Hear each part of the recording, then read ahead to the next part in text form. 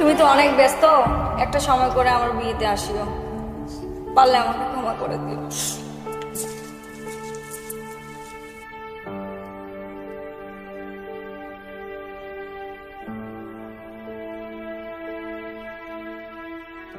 তুমি তো আমাকে পাত্তাই দিলা না, আর আসবো না তোমার জীবনে, দাঁড়াবো না তোমার চোখের সামনে। এই নাও আমার বিয়ের কার্ড।